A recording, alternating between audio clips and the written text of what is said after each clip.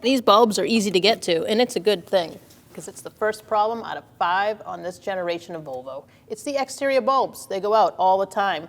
It's not a big deal. You just got to replace the bulbs.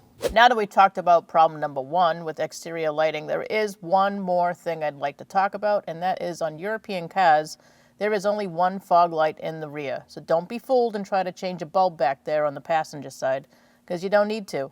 Problems 2, 3, and 4 have to do with suspension. We're talking about the rear and the front for problem number 2, and that's sway bar links. If you hear some knocking going on, it's probably your sway bar link moving around. You're going to want to replace that.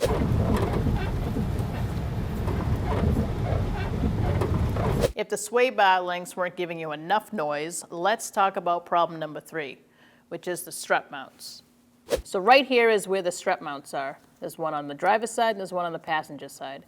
If you hear any sort of noises coming from here, it could be the bearing making creaking noises when you turn the wheel all the way back and forth. Or it could be like a clunkety clunk noise. Regardless, if you hear noise in this area, it's going to be your strut mounts. Problem number 4 is the control arm. These things go on the Volvos, and they squeak, they knock, they make a bunch of noise. You're gonna hear it going down the road, hitting bumps.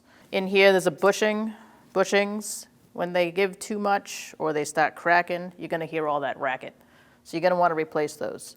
You can go on 1A Auto, and you can order a kit. It makes it much easier than just replacing the bushings. You can buy the whole kit and get it all taken care of and not have to worry about it. Problem number 5 is unfortunately a transmission issue.